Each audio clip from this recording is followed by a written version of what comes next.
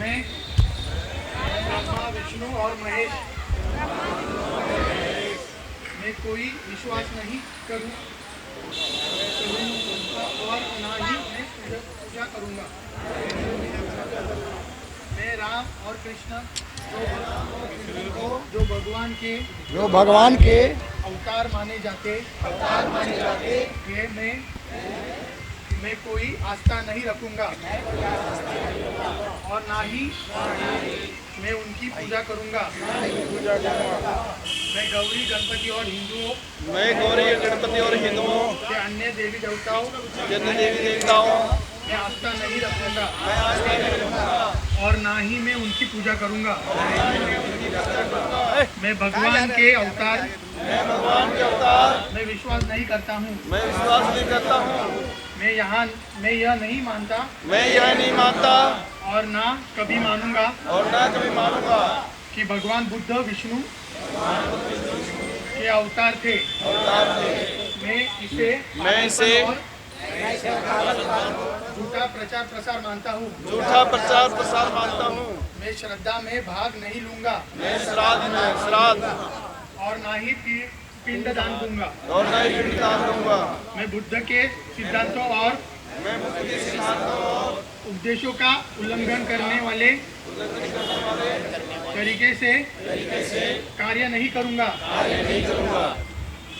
मैं ब्राह्मणों द्वारा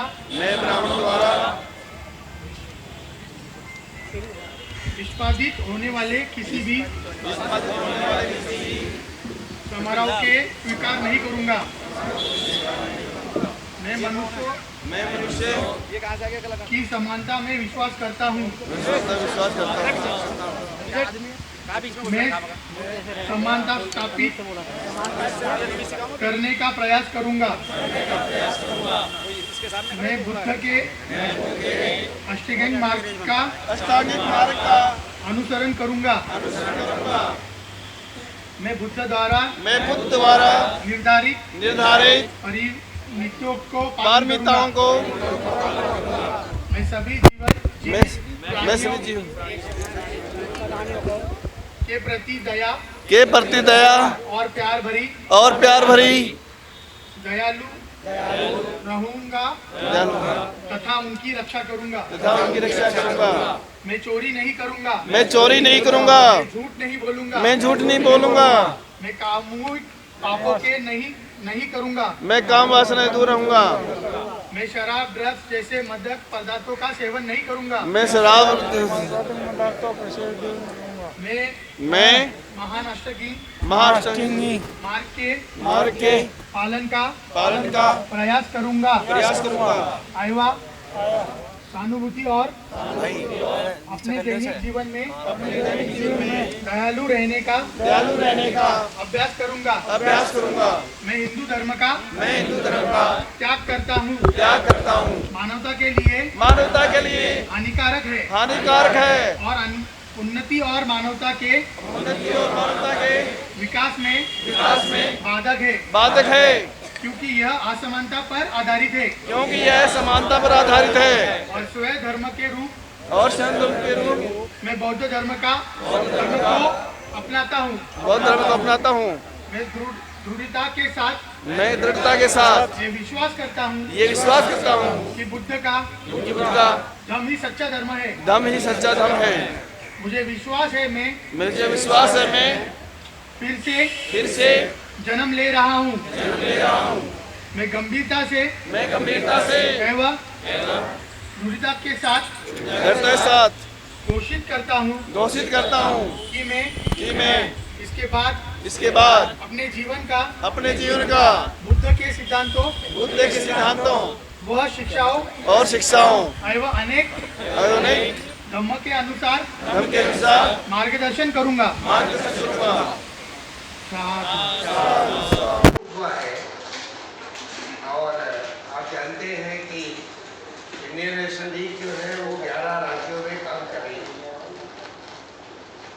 हमारे केरला के फोर्थ मिनिस्टर अखिल भारतीय महामंत्री ने और एलडीएफ सरकार में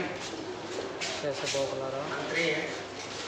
हमारे बगल में बैठे डॉक्टर बशीर अहमद खान जो मुस्लिम लीग के संस्थापक लीडर रहे हैं उत्तर भारत में, वो आज इंडियन नेशनल लीग में शमूलियत अख्तियार करेंगे। इग्नू यूनिवर्सिटी के प्रोवाइस चांसलर रहे, बहुत बड़ी शख्सियत है नॉर्थ इंडिया में, राजनीतिक प्रेरित। आपके सामने आपके पास हैंड आउट है, बेसिक बातें उसमें आ गई, और जो हालात हैं जो देश में और दुनिया में इस समय परिस्थितियां हैं, उस पर आपका सवाल हो सकता है, आप सवाल करेंगे। पॉलिटिकल सिचुएशन जो अभी है अक्रॉस द कंट्री, उसमें आपने जो कुछ भी प्रेस रिलीज में लिखा है, उसमें मेरे को ये लग रहा है कि जो फैनाटिक इशू जो है उसको आप खत्म कर देंगे और हिंदू फोर्सेस जो है उसको खत्म कर देंगे। तो जो भी बचेगा उसमें से आपको क्या फायदा होगा? कितने सीटों में आप मतलब लोकसभा सीट में आप कितने सीटों में मतलब अचीवमेंट करेंगे? आपका सवाल मैं नहीं समझ पाया। मैं ये बोल रहा हूँ हिंदू फोर्सेस को आप एक साइड करेंगे और आप हिंदू फोर्सेस को इस साइड करने का हमने नहीं लिखा है, अपने हिंदुत्व लिखा, हिंदुत्व, फासिस्ट फोर्सेस को लिखा है। हिंदू फोर्सेस तो हमारे फासिस्ट फोर्सेस नहीं है, दोनों को एक नहीं कर सकते, सिनोनिम नहीं है, पर्याय नहीं है। तो उसमें आपने कितना मतलब ये करेंगे अचीवमेंट? देखिए, हम सबसे पहली प्राथमिकता जो है हमारी है, प्रायोरिटी है देश में लोकतंत्र और संविधान का राज बाकी रखना। जो परिस्थितियां हैं देश में आप जानते हैं, इस समय जो सरकार है वो देश में फांसीवाद को बढ़ावा दे रही है। नए संसद के उद्घाटन से लेकर और जो उसकी जमीन का प्रारंभ हुआ, जिसे भूमि पूजन भी कहते हैं, वो हम तो समझते हैं लोकतांत्रिक मंदिर के निर्माण में कोई पूजा पाठ की गुंजाइश नहीं है, ये धर्मनिरपेक्ष लोकतंत्र है। लेकिन उसमें भी हमारे महामहिम को ना बुलाना, रामनाथ कोविंद को और बादहू तत्पश्चात उद्घाटन में आदिवासी विधवा महामहिम को न बुलाना, ये द्योतक है, indicator of dominance of Hindutva force in the country. जाहिर है हम देश में लोकतंत्र की स्थापना के लिए, धर्मनिरपेक्ष लोकतंत्र की स्थापना के लिए वो सब कुछ करेंगे जो इसको संस्थापित करता हो और फांसीवाद को देश में बढ़ने से रोकता हो।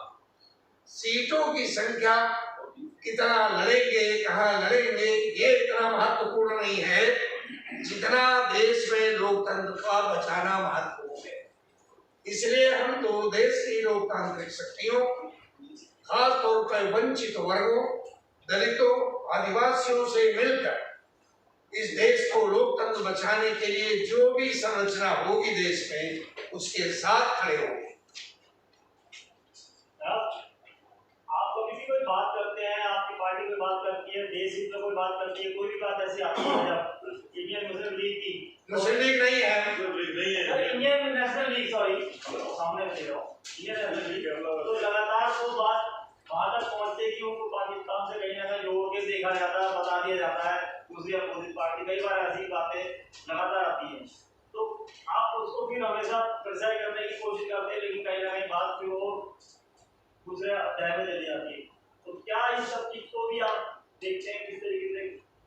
फांसीवादी नेतृत्व से आप इसके अलावा कोई अपेक्षा नहीं कर सकते, और उनकी गोद में बैठे हुए मीडिया के लोग, सारे लोग नहीं, गोदी जिसे मीडिया कहते हैं, वो ये नैरेटिव सेट करते हैं कि भारत का अल्पसंख्यक, भारत का आदिवासी नक्सलवादी और भारत का अल्पसंख्यक विदेशी।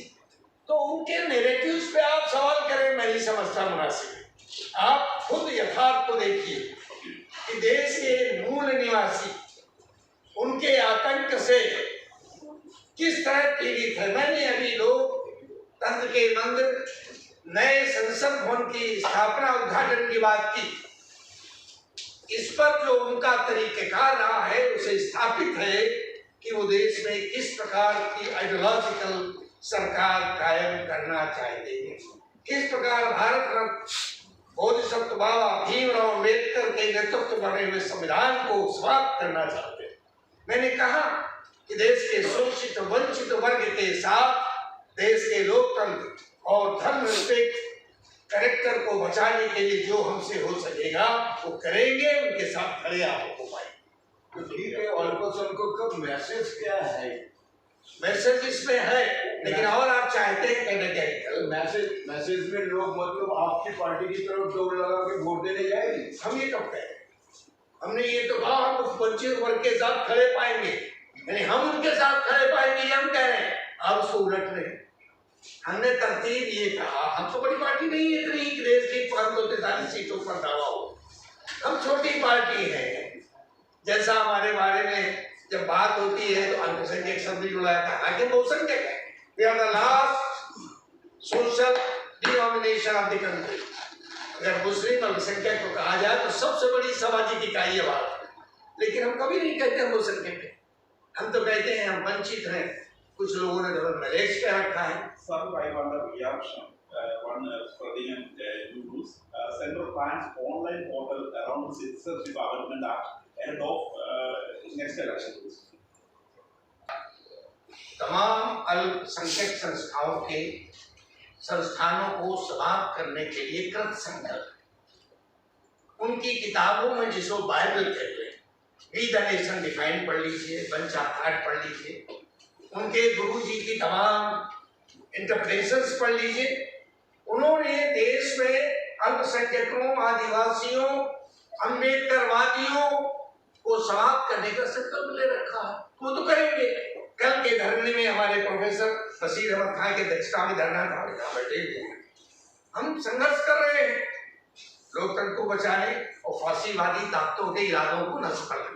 वसीम साहब, क्या कारण है कि अलीगढ़ मुस्लिम यूनिवर्सिटी इतनी बड़ी यूनिवर्सिटी है और विश्व की मानी हुई है, उसने राष्ट्रपति डे और आज वही खतरे में है? देखिए, ये आज ही का मामला नहीं है, बल्कि आज़ादी के बाद ही कोशिश ये की गई थी कि अलीगढ़ मुस्लिम यूनिवर्सिटी का जो माइनॉरिटी कैरेक्टर है वो ख़त्म कर दिया जाए। लेकिन उस वक्त की सरकार ने, जो पंडित नेहरू थे, मौलाना अबुल कलाम आज़ाद थे, उन्होंने ये कहा कि यहाँ पे ये हिस्टोरिकल और नेशनल इम्पोर्टेंस की एजुकेशन की इंस्टीट्यूशन है। माइक चालू कर दो ना, ये माइक है इसी चालू।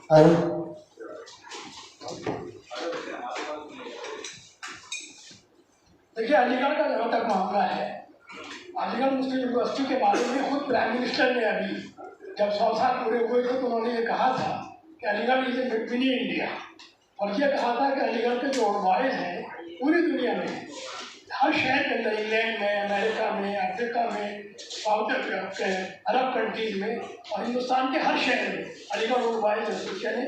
अभी 17 अक्टूबर आ रहा है फाउंडर डे, जिस पर अलीगढ़ फर्स्ट डे मनाया जाता है।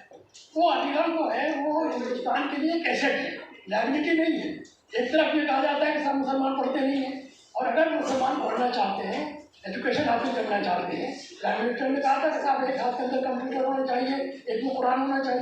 तो अगर अलीगढ़ मुस्लिम यूनिवर्सिटी के अंदर जाहिर बात है कि वहाँ पे कोई मजहबी को तालीम नहीं दी जाती, वहाँ पे सेकेंडरी एजुकेशन है, साइंस है, टेक्नोलॉजी है, आर्ट्स है, फिलॉसफी है, तो उसको ख़त्म करने की जो कोशिश हो रही है, इसमें एक बात कहना चाहता हूँ। 1965 में कोशिश की थी अलीगढ़ मुस्लिम यूनिवर्सिटी का माइनॉरिटी कैरेक्टर खत्म करने की। उस वक्त थे मिस्टर मोहम्मद अली करीम भाई छावला। अब एक बात और अजीब एनोमली है, his name was Mohammed Ali Karim Bhai Chhawla, he was a Muslim throughout his life, but when he died तो उन्होंने फिर ये कहा कि साहब मुझे दफन ना किया जाए, बरियल ना किया जाए, बल्कि मेरा क्रीमेशन किया जाए। तो बहरहाल अलीगढ़ यूनिवर्सिटी, मैं आपके सामने बैठा हूँ, I was the president of the students union 1965, and I was also president of Indian National the erstwhile National Council of University Students of India. I represented Indian students in Australia, European countries, etc. But they wanted to finish the character of the Aligढ़. At that time, I was arrested, and then they wanted to change the character of the university. And after that, we were rusticated, we were sent to jail. Even you are now the present governor of Kerala, Arif Muhammad Khan. After me, he was the president of the Students' Union. He was also rusticated from the university. He also sent to jail. And then there was the movement for the restoration of the minority character started. And the government of India in 1981 they accepted that the Aligarh Muslim University is a minority institution, and then afterwards their act was passed, which act Aligarh Muslim University has the autonomy. They have to choose their vice chancellor. They have to send the names of the vice chancellor panel to the President of India. But now, unfortunately, this government has abolished the 1981 Act, and the matter is pending in the Supreme Court of India. The previous government said the Aligarh University is a minority institution. Now, affidavit was there in Supreme Court, but now this government says that we want to change the affidavit of the government given by the previous government. They say now it is not a minority institution. Matter is pending in the court of law, and unfortunately, now the vice chancellor, there is no permanent vice chancellor in the university. The previous vice chancellor, Mr. Tariq Mansoor, now he is the vice president of Bharatiya Janata Party, and he has been nominated as the MLC, member of the Legislative Council of the UP. And I think it's the degradation of the post of the vice chancellor, it's the degradation of the Aligarh Muslim University. Previously, we were having our former vice chancellor and the governors and the vice president, the president of India. Now the vice chancellor is simply one MLC of Bharatiya Janata Party. So this university, unfortunately, by proxy is being ruled by the vice president of the Bharatiya Janata Party. And there was a dharna yesterday. I presided, and 17th October we will observe the same day as the same Aligarh Muslim University. Same AMU day. And I also want to say one thing, that our president of INL has recently said that now they are challenging to save the democracy. Recently, day before yesterday, there was a statement by UP Chief Minister and the Chief Minister of Assam that anybody who will disagree and who will oppose the present policy of the government of India about Palestine, we will send them to jail. How can they say it? How can they say it? Anybody who will oppose the present policy of the government, we will send them to jail.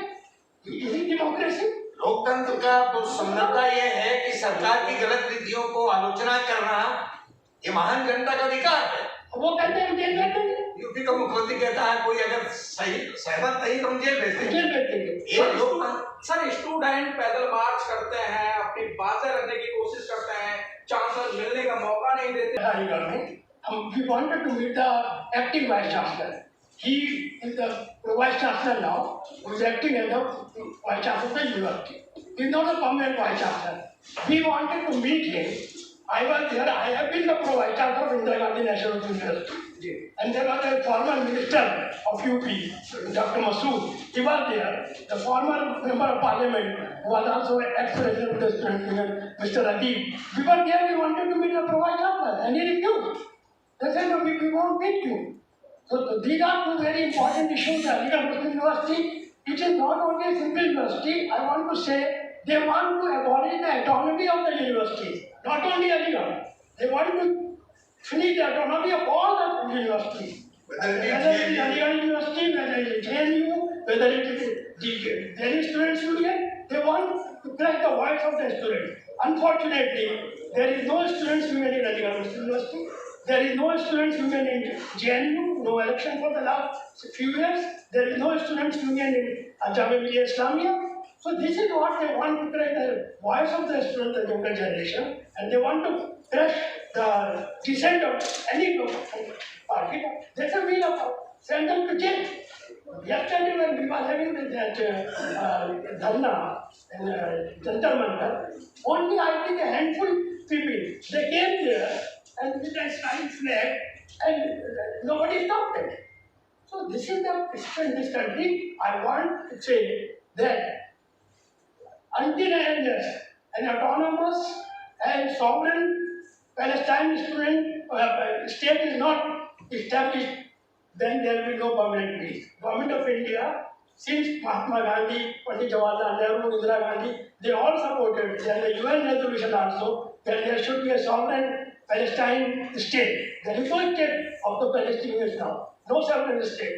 So, as an Indian, and I think our president is here, this is the policy of Indian National League also, that we support that there should be an autonomous and sovereign state of Palestine in their own land. Then, and this blockade of the Gaza Strip. There is no water there, there is no food, there is no medicine, and we also oppose that the killing of the children, the killing of the women, whosoever it does, anybody. It's a war, it's a war crime. You can't kill the women, you can't kill the children.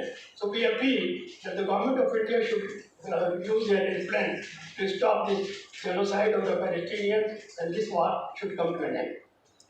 Sir, Aligarh Muslim University में अभी तक SC/ST के लिए आरक्षण की व्यवस्था नहीं है। उसको लेकर के अभी उत्तर प्रदेश सरकार ने भी, योगी जी ने भी कहा है कि होना चाहिए। देखिए मैं एक बात बताऊं, अलीगढ़ मुस्लिम यूनिवर्सिटी में मुसलमानों के लिए रिजर्वेशन नहीं है, इन लोगों को पता नहीं है। अलीगढ़ मुस्लिम यूनिवर्सिटी में there is no reservation for Muslims. तो आता है SC/ST के अंदर मेरे बातों में SC/ST गवर्नमेंट ऑफ इंडिया क्या कहती है, if you are a Buddhist तब आपको मिलेगा क्या कहते हैं reservation, if you are Hindu you will get the reservation, but if you become a Muslim or Christian you lose the reservation right. What is this? If there is a reservation of SC/ST in Aligarh Muslim University, it will indirectly means there is no reservation for Muslims in AMU, but there will be reservation for Hindus. Because SC/ST will be non-Muslims. So how can it be? Central university तो है, central university है, तो central university के मायने ये नहीं है, BHU है, वहाँ पे फर्क है दोनों में। BHU सुनिए, BHU के अंदर कैंपीन है, BHU के अंदर छात्रों को पैसे दिए जाते हैं, इसी तरह अलीगढ़ यूनिवर्सिटी में मस्जिदें हैं, उनको पैसे दिए जाते हैं। तो आप उसको अलीगढ़ मुस्लिम यूनिवर्सिटी को और BHU को ऑर्डिनरी यूनिवर्सिटी नहीं समझ सकते, इधर कोई स्पेशल यूनिवर्सिटी। Thank you. तो जनाब आपने भी एक बात कही थी अल्पसंख्यक और बहुसंख्यक की, जी आपने कहा था हम बहुत बहुसंख्यक हो गए हैं, अल्पसंख्यक में माना जाता है। नहीं, मैंने ये नहीं कहा, मैंने ये नहीं कहा, मेरे शब्द दोबारा सुनिए, मैंने ये नहीं कहा। मैंने कहा था हम भारत में एक सामाजिक सबसे बड़ी इकाई है, उसके बाद में बहुसंख्यक नहीं कहते और हमें लोग अल्पसंख्यक कहते हैं, हम उसका विश्वास नहीं करते। वो इसी बात को तो कहते हैं कि वो बहुसंख्यक हो जाएंगे या क्या है, जिस तरीके से आप कह रहे हैं। भाई ये तो नैरेटिव RSS का गड़ा हुआ, पता नहीं आप क्यों उसको दोहरा रहे हैं। This is narrative set by RSS, हम नहीं समझते पत्रकार भाई को दोहरा रहे हैं। कोई क्लैरिफिकेशन से आप मांगिए ना, क्या मांग रहे हैं, क्या मांग रहे हैं? ये तो RSS वाले कहते हैं, आपके अकल में आता है जो सेंसस हुआ है 11 में, एक मिनट, हम तो कहते हैं 21 में सेंसस होना चाहिए, 2 साल हो गए, आप सेंसस कराइए, जातिगत जनगणना कराइए, अपने आप सब सामने आ जाएगा ये RSS का मिथ्या सही है या वास्तविकता क्या है। हम तो लोग भाई मैं लोग की बात नहीं करता भाई, मैं तो कहता हूँ ये हिंदुत्ववादी RSS के भगवान मोहन भागवत कहते हैं, आप क्यों दोहरा रहे हैं?